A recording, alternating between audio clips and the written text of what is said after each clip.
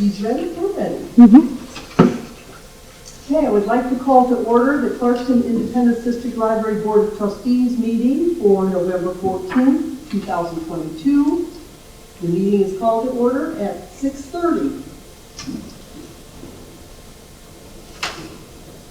Please. Right on time. Let's rise for the Pledge of Allegiance.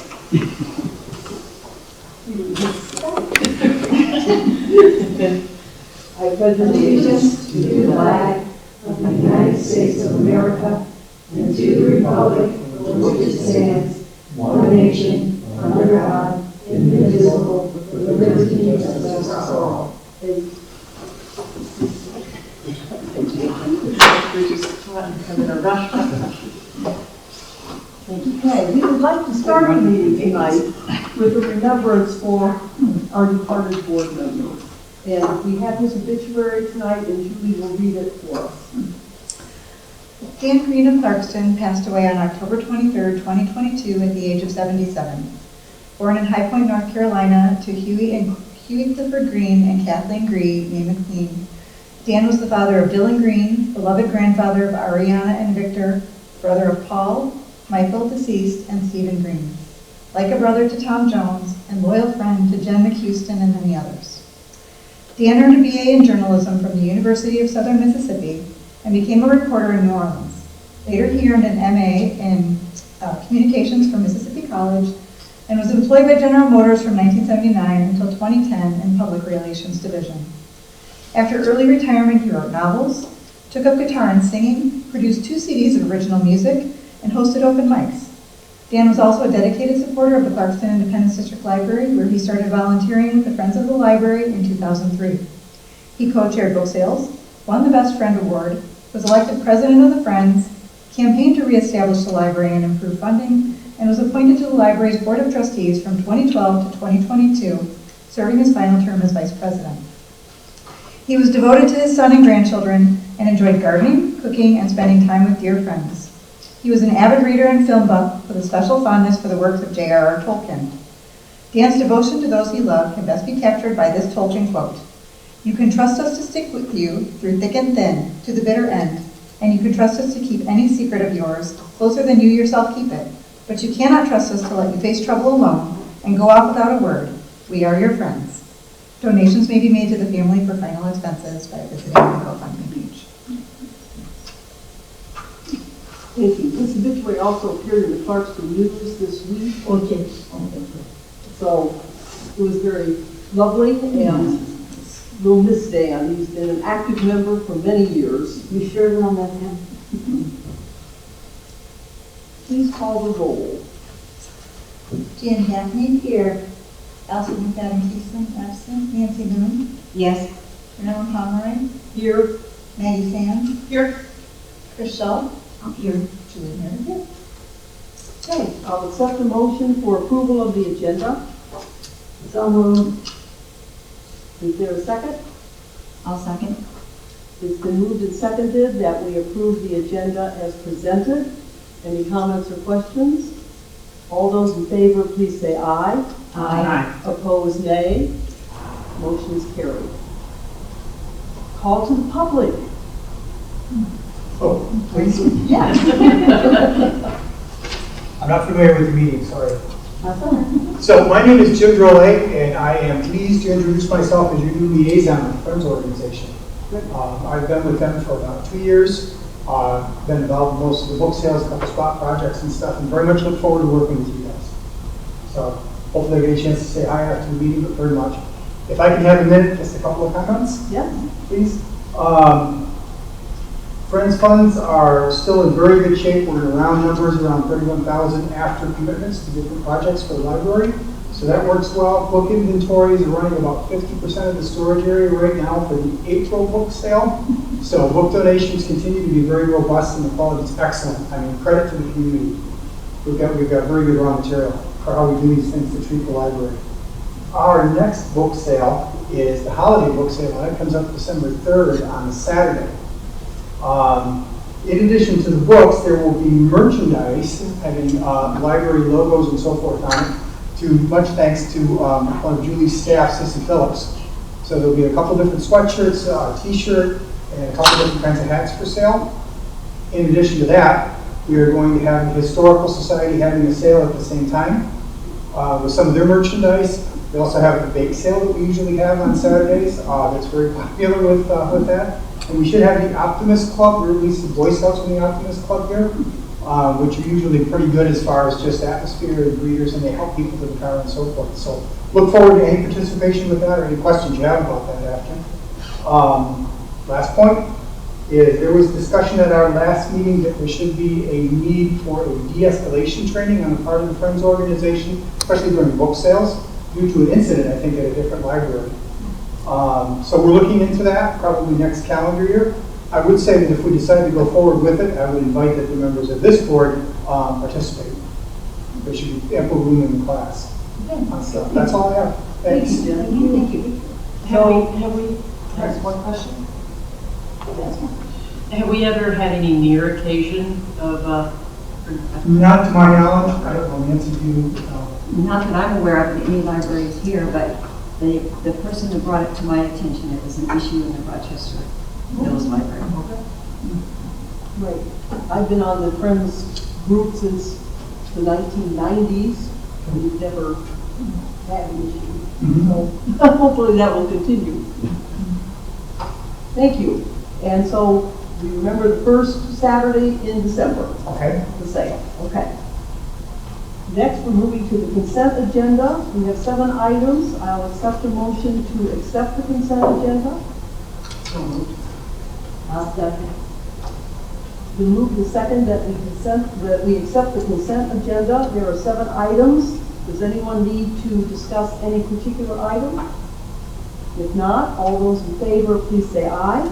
Aye. Those opposed, nay. Motion is accepted. Next is library statistics. Our colorful sheet. Just wanted to point out that you'll notice that visitors are up significantly.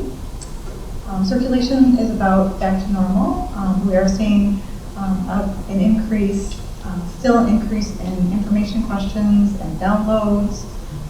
Wireless users, we're seeing an increase in quite a lot of our, in terms of change over last year. And just one thing that everybody's always interested in is total circulations is 20,899 per month. So that's quite a few items circulating. Any questions on any of that? Thank you. Any questions? Glad to see all the people coming in and it is. Seems like things are sort of getting back to normal. Whatever that is. just knocked on wood. Right. Yeah. The new normal. Library director's report. All right. On October 11th and again on November 5th, the library had to close due to a power outage. In both of these instances, the fire suppression system armed due to a slow leak of air that allowed the pressure in the system to drop below the low pressure cutoff. Normally, the compressor maintains the system at an appropriate level by adding air pressure when needed, but when the power is out, the compressor cannot do that. During the first incident, the pressure dropped and the system armed in only an hour. We discovered a significant leak at the time and had water in the children's department. Fortunately, there was no significant damage, just cleanup, very light carpet. We had the system drained and the pipe repaired. During the second incident, the system maintained pressure for several hours, but did arm shortly before the power was restored the next morning, like literally 10, 15 minutes before. So frustrating. Of course. Of course. We had the system drained and the pipe repaired, but in this case, the repair was much more minor, and there was no water issue. These incidents are an indication that adding a generator to the building is a worthwhile investment. Due to the high demand and staffing shortages of contractors, this project is taking more time than expected, but we are working on it this week. Next item, in mid-October, I was asked by a community member if the library could use our Harwood training to assist by facilitating a Meet the Candidates event for the school board election. It was not a debate, town hall, or rally. It was formatted more like a job interview. My role as facilitator was neutral, objective HR director, asking interview-style questions to allow the community to learn more about each candidate's skills, experiences, and qualifications for school board position. The logistics and planning of the event were coordinated by Lisa Bohr, a mom in the community who is a marketing professional. Together, we selected the categories for the questions and created an interview for the school board trustee position. The library's IT staff assisted as timekeepers during the event to assure the candidates each got the same amount of time to answer questions. The event went really well and was a good use of the Harwood training that the library received to assist the community in talking and listening to each other. Once again, the library's community meeting room was Independence Township's Precinct 4 location on Election Day. It was a very busy voting day and everything went smoothly thanks to the well-trained and experienced team of election workers assigned to this precinct. I would like to thank the Independence Township Clerk's Office for their hard work coordinating so many election details. We're always very pleased when it goes so well. Next item, due to the current competitive job market, we are still seeking a full-time teen services librarian. We're actually hoping that we would be appointing someone tonight, but no such luck. During the last selection process, the candidate we selected decided to accept a position at another library. We have reposted the position, which closes today, and we'll be reviewing the submissions tonight. That's your interest for us. Next item, CIDL's Trunk or Treat event on October 21st was a huge success. There were over 20 trunks sponsored by local businesses and individuals. The Friends gave away children's books and sponsored a free cider and donut food truck. Other activities included pumpkin decorating and a photo booth. We estimate that we had about 1,000 people, yes, that is 3 zeros on that number, attend, and feedback was extremely positive. Congratulations to Sissy Phillips and her team of staff and volunteers who worked on this event. Thank you to the Friends of the Library for sponsoring this event, and thank you to the Independence Township Sheriff's Substation for assisting with traffic and safety. The photos on social media looked like it was a very fun night. It was really fun, and the weather was beautiful. We had such a fun time last year when it was pouring, and we had even more fun this year when it wasn't. 1,000, that's really good. Yeah, and we know that because some of the businesses told us how many goodie bags that they had prepared, and they went through all of them. That's how we were able to count. In October, the library sent several staff members to the Michigan Library Association annual conference in Port Huron, including Chris Nato and Stacia Seraphin, who presented on the library's Culture City project to make the library more inclusive to visitors with sensory sensitivities. Chris and Stacia's session attracted about 100 attendees, and the staff that attended the conference also expressed positive feedback about the conference. It's always nice when we can send staff out for education. Once again, the library participated in Impact Weekend, an event that takes place in the Davisburg-Clarkson area twice each year in spring and fall, to rally nearly 1,000 community members to come out in force to volunteer on projects that serve seniors, low-income families, the homeless, special needs, churches, schools, and nonprofits. In the spring, the library participates by hosting a project to have volunteers assist in moving boxes of books and setting up the Friends Spring Book Sale. In the fall, Impact Weekend does not align with the Friends Sale, so we usually provide a location for some other project. This year they had enough work sites, so we gathered a group of library staff to assist with Blessings in a Backpack project at Waypoint Church. Food is packaged and sent home through the schools with kids who are part of the free lunch program to assure that they have enough food for the weekend. The staff that participated were glad they could pitch in on this very important project. Next item, Independence Township's Parks and Recreation Department is currently working on their 5-year master plan. Part of the project involves conversations with community stakeholders. The library was invited to be part of this, so Sissy Phillips, our community engagement coordinator, and I each attended one of the two meetings. At these meetings, we talked about the current collaborative projects and potential future collaborative projects. One item that came up was the piece of land between the library and the school administration building that was sold to the township for $1 in 2005 by the school district for the purpose of building a senior community center.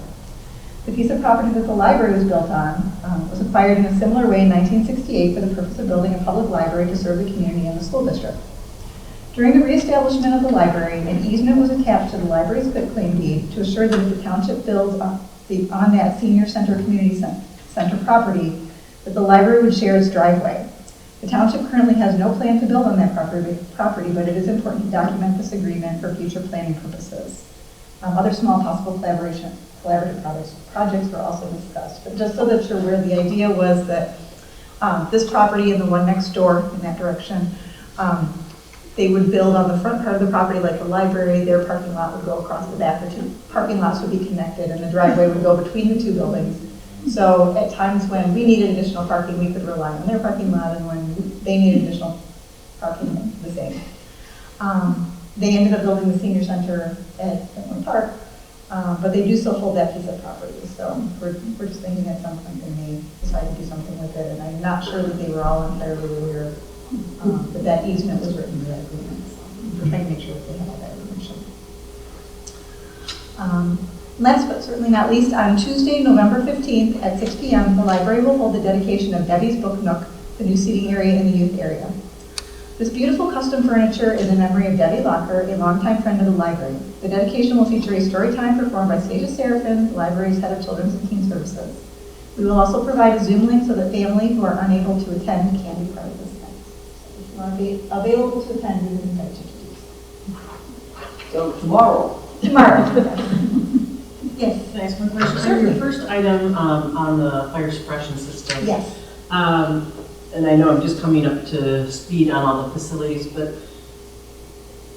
should I presume we don't have a generator, and would that be a possible solve for not losing power so that the suppression system? We are in the process of it was actually intended to be, a full building generator was intended to be put into the 2020 budget. Oh, you know what, now I'm And recalling that. now Okay, 2020, it couldn't happen in 2021, so now we're in the process. The first thing I did was bring in an electrician to look at the building, and he said, first and foremost, you need an electrical engineer, because this building has so much electronics in it that it's too complicated, and you need somebody to design the plan. He said, I can't just help you figure out what you need an electrical engineer. So right now, we're trying to find somebody who can do that. I've been talking to some municipalities to find somebody that would be qualified to take on a project like that. So once we have that, then we would put it out for bid and find an electrical contractor who would come in and do that install.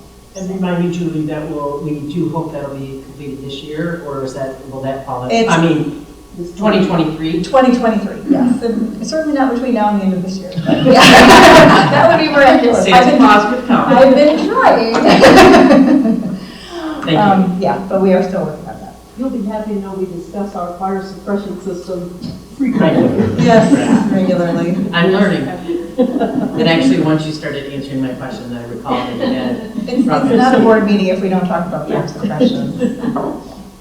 Now to regular business. Okay. Number one, a recommendation for library board appointments.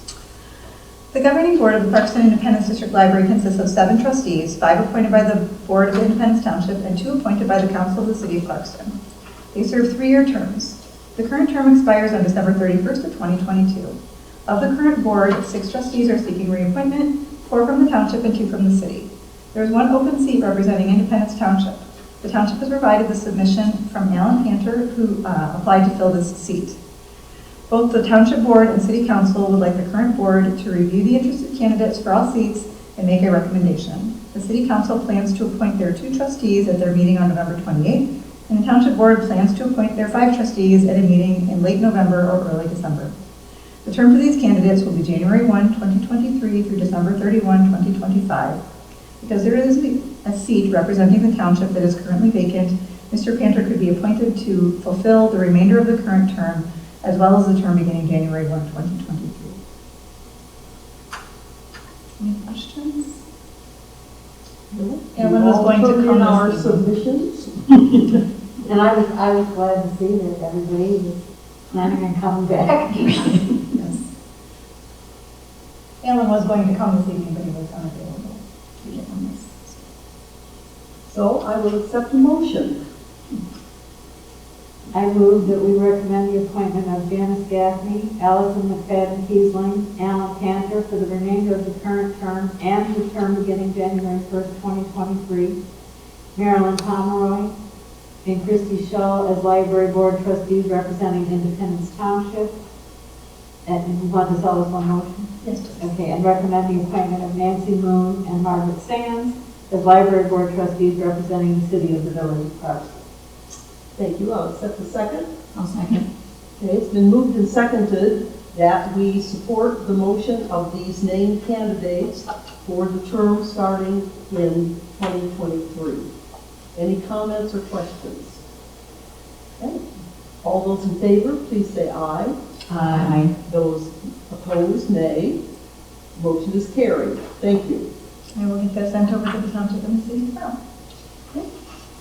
Number 2, renewal of the landline telephone contract.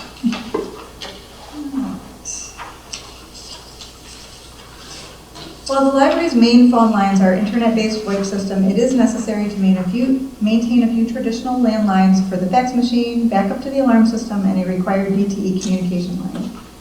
It has become much more challenging to find a company to provide these lines at a very low cost since we need to have them, but they are so minimally used. When the library invested in its VoIP system, the company assisted in finding a company to provide this service since VoIP could not be used for this purpose. We've been using Windstream since that time, and although we have looked at some other options, we haven't found anything that's really better at this point. If we renew this contract for 24 months, there would be savings of $508.38, approximately 1.5 months worth of service. The contract protects us from random rate hikes, and we can use this time of this contract to research options that would allow us to discontinue the use of these landlines or other companies that may provide similar coverage at a better price. Selecting the 36-month contract would provide greater savings, but because we are looking at making changes to the alarm system in the coming months, opting for a shorter contract would be prudent. And this is a budgeted item. Yeah, because I know there are alarm systems, obviously newer and more modern than ours, that don't need a landline. Ours has both. It's an older system, and because we struggle, the current backup system is was cellular. But it still has a landline backup, like a tertiary backup. Yeah. So it's got a main line, it's got cellular, or now a radio signal, and then there's the landline as well. So it actually has 3. It's the DTE one that we can't get rid of. At least they haven't allowed us to so far. Every time we ask, they say no. I don't know. I know, that, I mean, the technology exists. I know. So we have to keep it. The fax machine we keep, because it's a standard fax line, it's been the same fax number for as long as the library has been on this property. And we are required by the state of Michigan to have a fax line, and we wanted to maintain that number, so we just kept that in place for these purposes. At some point, it may be worth getting a new fax number. Yeah, well, at this point we just keep it because we've had it for so long. Yeah. But we are required to have a fax. So this is the best option available at the moment? It is the best option available at the moment. We're hopeful that we will be able to come to something better going forward. In 2023, you will be seeing a project to replace the entire alarm system. So hopefully we'll be able to shed at least that line, but we'll have to work with DTE about that. Yeah, but then when you get fewer lines, that's not necessarily going to result in a reduction. Well, if we don't ever get it down to 0, we'll never get rid of them. Right, exactly. That's my point. Yeah, we gotta try and get rid of them one at a time. Because you know how to deal with bundling things. Yeah. If we don't have anything to bundle with it, that's it. And this is like all of those projects where in order to do this project, we have to do that step, and then we have to do that step before we can do this step. Indeed. The only thing about this contract is that it does keep them from jacking the price up just randomly. Which I'm sure they'd be happy to do. Which I'm sure they would be happy to do. Yeah. Yep, I know. Are there any more questions or comments? In that case, I'll accept a motion. I make a motion to approve the 24-month contract with Windstream Enterprise for landline services. Is there a second? I'll second. Okay, it's been moved and seconded that we approve Windstream Enterprise for our landline services for the next 2 years. Any other comments or questions? If not, all those in favor, please say aye. Aye. Opposed, nay. My motion is carried. Next item, staffing update and proposed restructuring. In the past couple of years, the pandemic has created a difficult situation for employers in many fields. Libraries are also facing these challenges as people reevaluate, reinvent, or relocate, creating a shortage of qualified staff to fill crucial positions. We are still currently trying to fill our full-time teen librarian position and recently lost a full-time employee in the technical services department. Because we are seeing library usage and traffic returning to pre-COVID levels, we are experiencing a shortage of librarians as the staff returns to in-person programming and outreach to the community. After much discussion, we proposed addressing these challenges with some restructuring. 1, continue to seek a full-time teen services librarian. 2, restructure the technical services department to use more part-time staff that will allow for more flexibility in work shifts, workspaces, and job sharing. And 3, transition what was the full-time technical services position into an additional full-time collaborative services librarian and fill this position by promoting from within. So basically what you have in your packet is the current organizational chart and what the organizational chart would look like if we did some restructuring. So what we're proposing is the addition of a full-time collaborations librarian. And I have included in your packet a description of what that would include. We do have an excellent candidate on staff who could fill that position. The person that we are recommending is Stephanie Burnham. She is currently a student in library science program with 2 classes left and anticipates the completion of her degree in May of 2023. While she is still a student, we hired her to CIDL's Adult Services Department to work with our librarians in a mentoring capacity. She started out shadowing at the information desk and was soon being trusted to handle research questions on her own while being overseen by a degreed librarian. Steph has a strong interest in archival work, so in addition to working for CIDL, she also started volunteering for the Clarkston Heritage Museum. Because of her aptitude for historic research, she was given the opportunity to do a special project for the Independence Township Fire Department. The fire chief wanted to create a new patch for their uniforms that indicated the year the department began, but they didn't really know what that was. Due to the complicated history of Clarkston and Independence Township, this was not a simple task, but Steph dug in and kept searching. Experienced librarians watched over her work and answered her questions about how to proceed along the way, but ultimately it was Steph's project. She was able to provide enough detail for the department to decide what to do, and they were very grateful for her assistance. Next, Steph was given an opportunity to work on the Homebound Books program in collaboration with the Senior Center. She started asking lots of questions and investigating possible improvements and growth opportunities for this project. This continues to be one of her projects. She also created the popular Salt to Taste book group, in which attendees check out the same cookbook, create a recipe from it, and share their creations at a potluck while discussing what they learned from the book. In order to expand her experience, she took on hosting the annual tea party that had been a well-loved project of a previous staff member, and did a great job making it a successful event while still executing it in her own way. Steph has demonstrated that she is well on the road to being a great librarian. She is curious, enthusiastic, and gets along well with her colleagues. Adding her to the staff as a full-time employee will give her the opportunity to grow her skills and make an impact on our community. So I do have the proposal for the position, the potential compensation package, and then in terms of budgeting, due to vacant positions, the library is adequately funded to accommodate this restructuring, but budget adjustments will be necessary. The best time to handle that is at the point at the December meeting when we review our year-to-date budget through November 30th and make those final budget adjustments for the year. But just having looked at the budget, the money is there to be moved around to do this. So. And it replaces a full-time position in technical services, which then will be part-time people. So essentially, and that's Brad's department, and he is actually the one who proposed the possibility of doing that. One of the things that he is struggling with in his department, something similar to what we were struggling with in admin, which is when you have one full-time person and that one full-time person is gone, it's really hard to pick up the slack. And so what we did in our admin department is we now have 2 people that have different tasks, but are cross-trained to kind of know how to do each other's jobs. So if one of them is away, the other one can help fill in and at least guide some other staff members to doing those extra tasks, not just dump it all on one person, obviously, but there's cross-training and job sharing, and then it also helps in terms of workspace.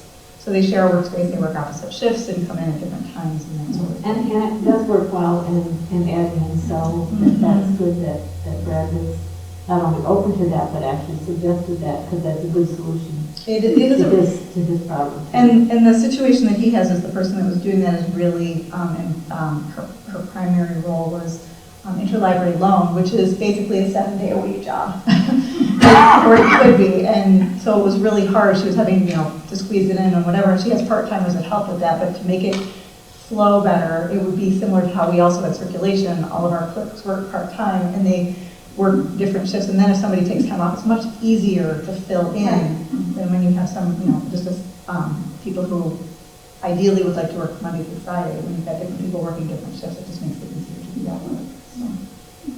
I'd really like to thank you for researching, and this last year with everyone in the world looking for positions, everyone trying to staff adequately. This has been a challenge across the board, across all states.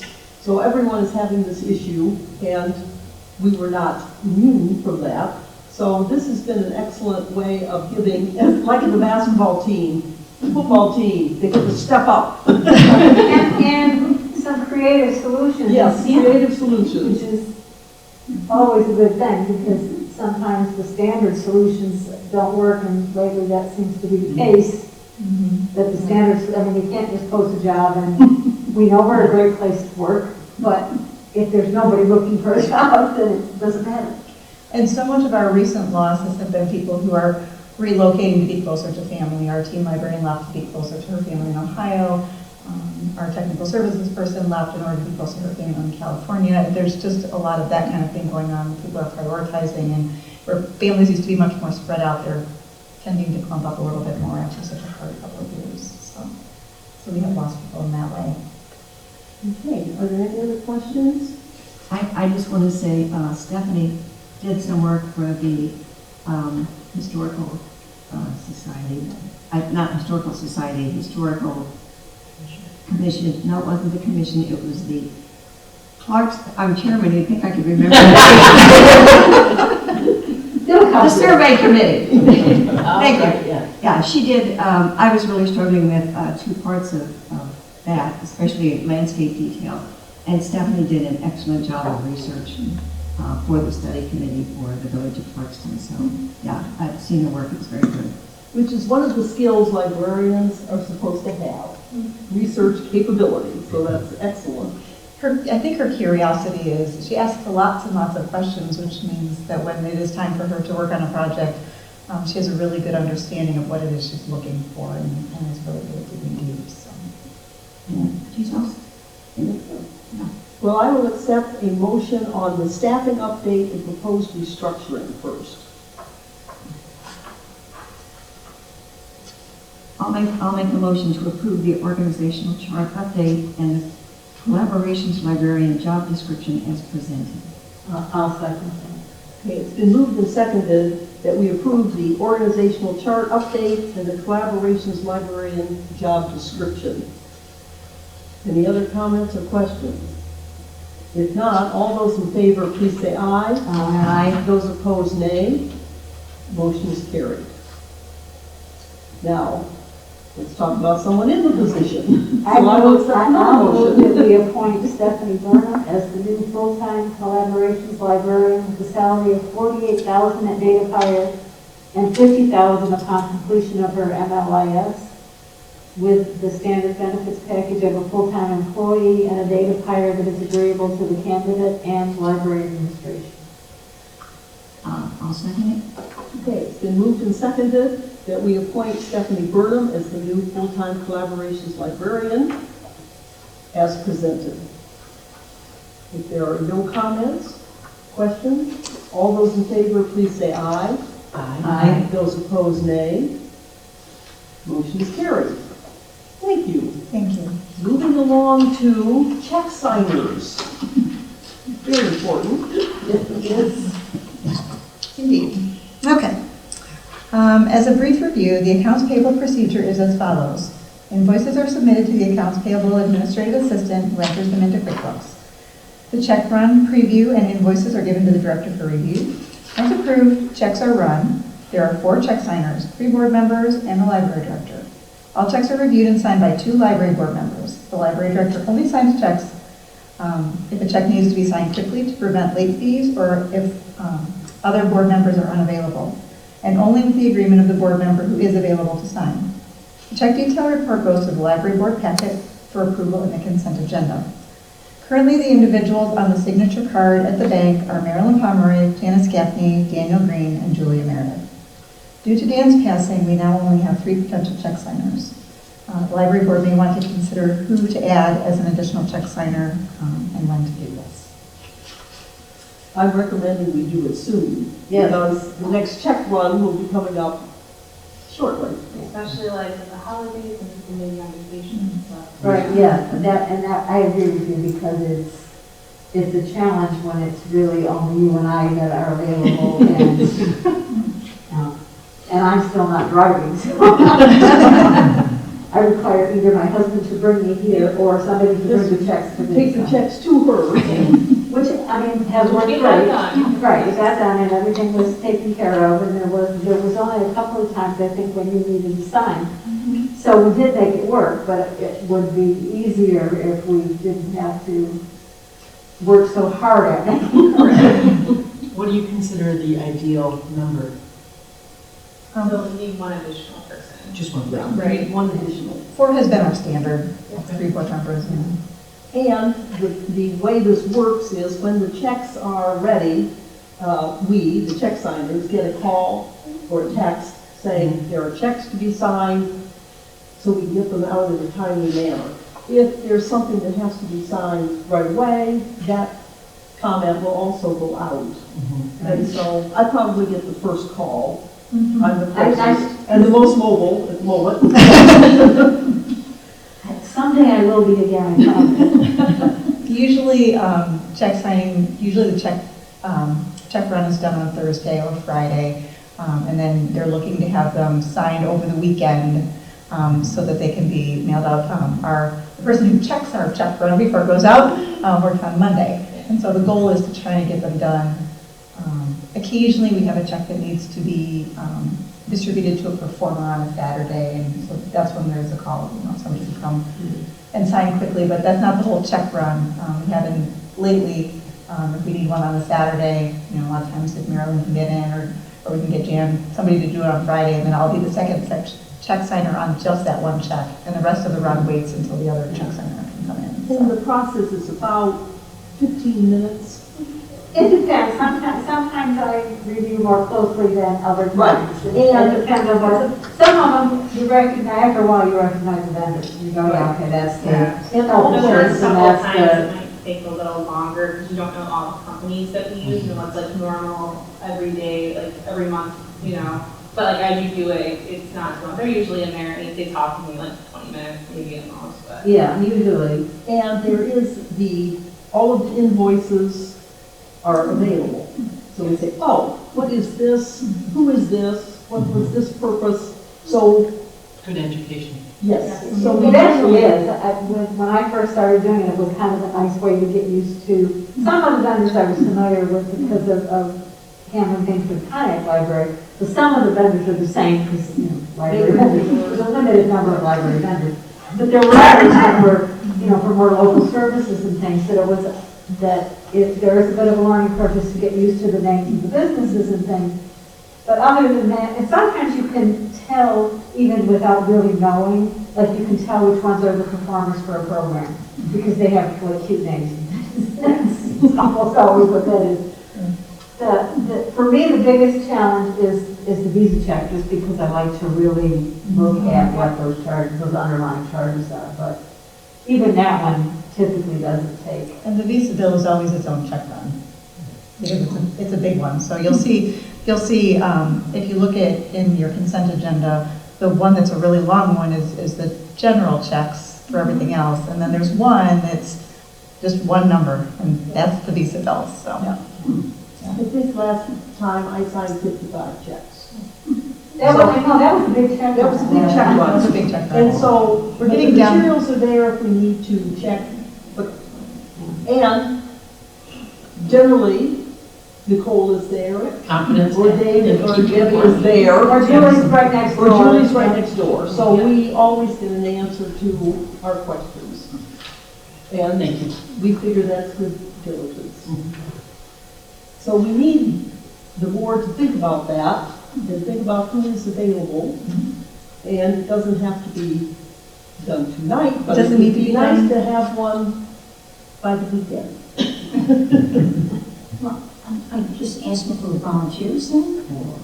Somebody who would be willing to take on that role, guys. So usually the check runs are about every other week. It's not burdensome, it's just, it does take a few minutes, and sometimes there is some urgency. Although I know the the last years ago because the timing didn't work out real well. Debbie sent me all of the information and I reviewed it at home and then said, yes, Julie can go ahead and sign it. But I did look at all of those underlying charges. We were concerned, and we have always asked our auditors to give us ways to improve our efficiency, transparency, and making sure we have enough people working with money so that it's not in just one pair of hands. And so all of our design of our administrative assistants is to make sure that we have multiple people looking at our finances and what's going out. So that's the goal, and the auditors are sometimes surprised that anyone asks for improvement, but we always want to know what are the best practices. And so at the moment, I think we have a good system, but we need to make sure we have enough check signers so that we don't have to call on people. Well, it's just because she's a check and balance earlier in the Yes. process. It's about getting another pair of eyes on it. Right, and the more people that look at it and touch it, Right. the happier the auditors are.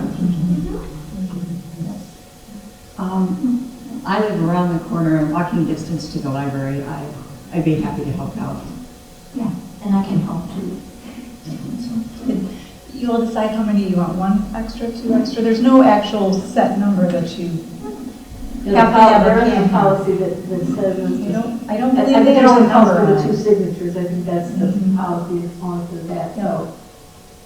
Yeah, the more the merrier as far as I can, you know. Just gonna go down the And list. that would be, and we could say that, Marilyn and I first, Yeah. because really as board president and as treasurer, Yeah. that's probably the way that it should be, but then if one or both of us isn't available, backups are. That's fine. And if Nancy's right around the corner. I'm literally walking distance. I'm not, I'm in. Yeah. Nancy's great. Yeah, she's good.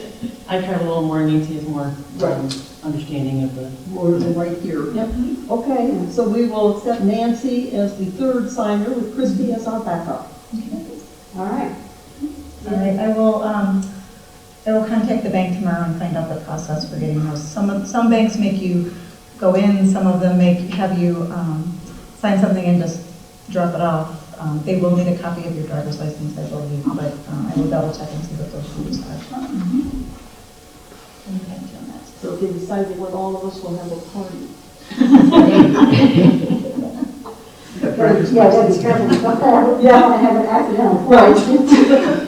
I don't think that we need to for check signing. We were going to have to do that for the safety deposit box. Yes. Everybody Everybody to do can it do it every at the time same there was time. ever a change, and I'm like, okay, that's rough. So we changed that. Yes, you got a fireproof thing, we put it in our safety slot. We always try to be creative. Yeah, because that was excessive, really. Yes, I agree. Okay. Thank you, everyone. That was excellent. I will now accept a motion for adjournment. I'll second. Chrissy and Jan? Yes. Okay. All those in favor, please say aye. Aye. Opposed, nay. Oh, no. We are adjourned. Set it out there. At 7:14. 7:15. Call for a motion for adjournment. True. That's right. That's right. Thank you, everyone. Thank you.